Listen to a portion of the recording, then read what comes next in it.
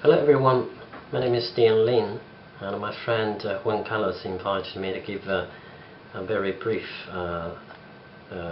presentation about intercultural communication issues from the Chinese perspective. I'm very happy to be part of this course. I hope my presentation will help you understand problems of intercultural communication from more diverse perspectives. I think most of you have known that the very central problem of intercultural communication is about how people understand each other when they don't share common cultural experience.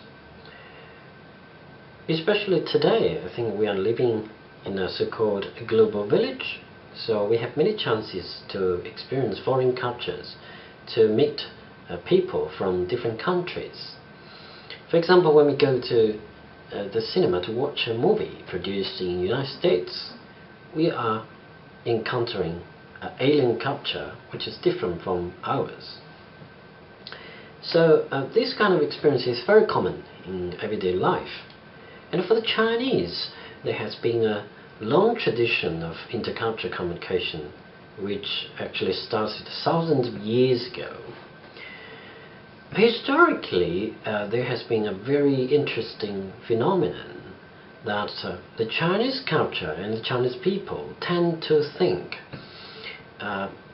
they are at the center of civilization. I think now everybody knows that the name of China means the Middle Kingdom, so which means the country is at the center of the world. So this kind of way of thinking made the Chinese people and the Chinese civilization tend to think all the other cultures and all the other people are subordinate to the Chinese civilization.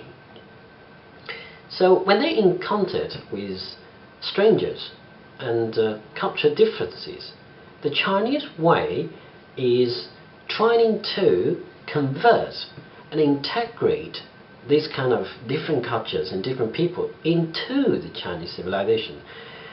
In social science, there is a word, there's a term to describe this, which is called sinicization. It means the linguistic assimilation or cultural assimilation of terms and concepts of the Chinese language and culture. So, in a more general context, sinicization means the process of becoming Chinese or becoming the Han Chinese. So this kind of very strong tradition lasted about 2,000 or 3,000 years. But it encountered a huge crisis in the 19th century when the Western culture impacts came into China. So now everybody knows that in 1840s, the British Empire started to open the Chinese market through the means of war. So from that time, the Western impacts on the Chinese culture have been a huge problem for the Chinese people, because the long tradition of sinicization had to stop. It didn't work anymore. So because of these Western impacts in the Chinese, for the Chinese people and for the Chinese culture, there had been a lot of huge changes in the country in the past 1 century, which somebody had called a revolutionary century. So basically, a lot of people think there's a process which can be conceptualized as the cultural impact and response model. And in terms of how the Chinese responded to the Western cultural impact, basically we can see two tendencies.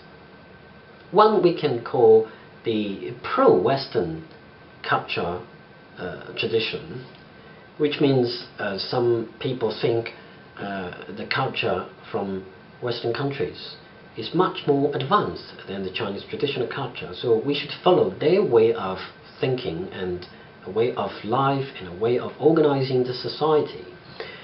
This is called the pro-Western culture tradition. And the other one is anti-Western culture tradition, which actually gradually became the cultural nationalism in the Chinese society in the past 100 years. So we can see some examples.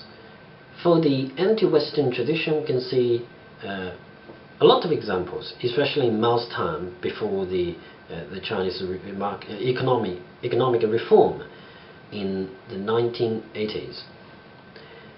In Mao's time, the government propaganda basically depicted the Western cultures as the capitalist culture, it's poisonous capitalist culture. It's mental pollution. It's dangerous to be like that. So the Western culture was depicted as a danger. And for the pro-Western tradition, you can see a very extreme example in the 20th century in the China history, which is called the New Culture Movement in the 1919 to the 1920s. The supporters of this movement thought the Western culture is much better than the Chinese one, and the democracy and science are the two things the Chinese people have to struggle for. And when the economic reform in the 1980s started, China opened its door to the Western cultures. So from that time on, once again, the marketization and the globalization and a lot of political and economic transformation started to happen. And in terms of culture, basically we can see a gradual increase of popular culture in the Chinese society since the 1980s till today. So there are few forces in the cultural transformation. One is the globalization, the process of globalization. We can see the Chinese society has been gradually integrated into the global market. This is globalization. And the second is the marketization, the domestic marketization in the Chinese society. So basically, gradually the culture production has been dominated by the market mechanism. And the third one is the authoritarian party-state culture tradition, the ideological tradition of the party-state of the Chinese Communist Party. So these kind of forces interact with each other to shape a new culture landscape in the Chinese society since the 1980s.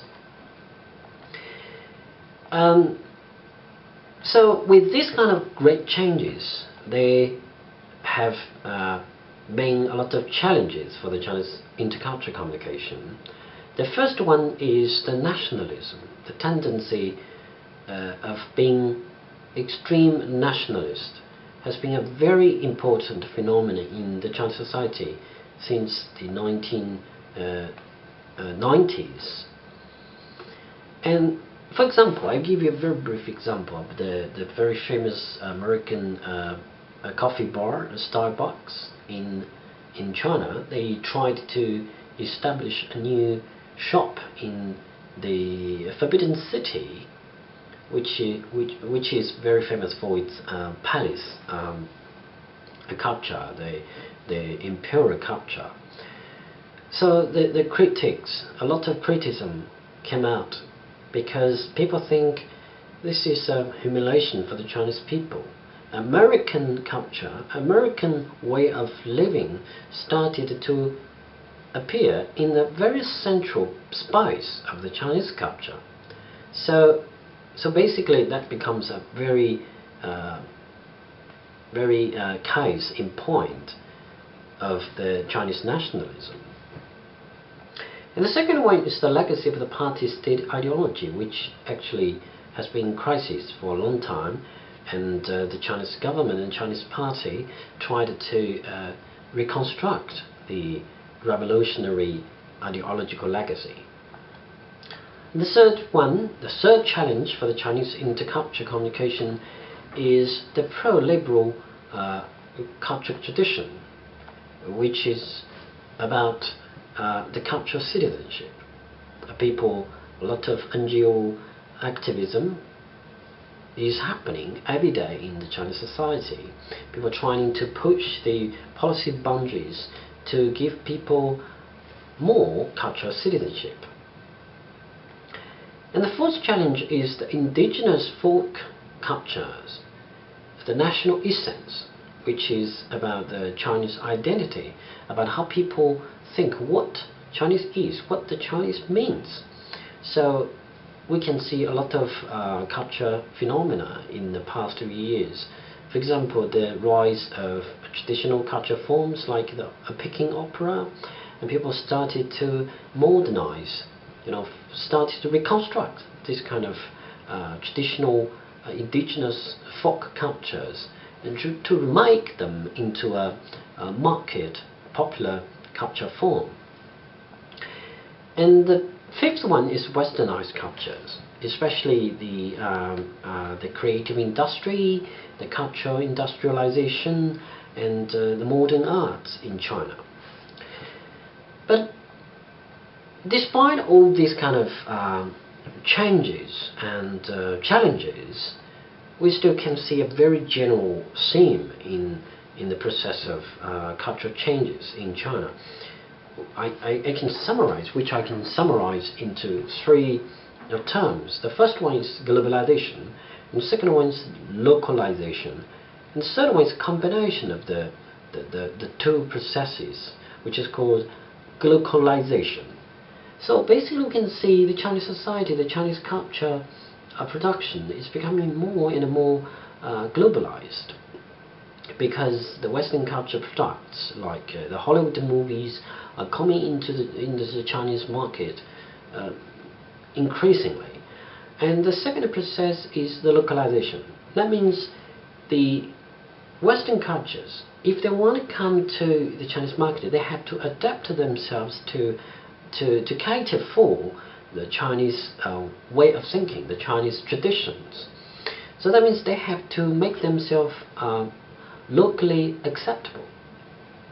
And the third one is the combination of this process. So we can see a lot of examples today in the Chinese intercultural communication sphere.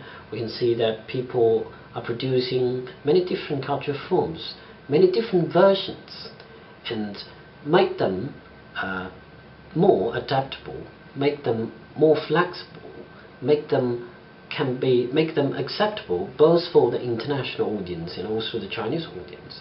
So I hope my very brief presentation could be helpful for you for this course, and I'm very happy to be part of this. Thank you all.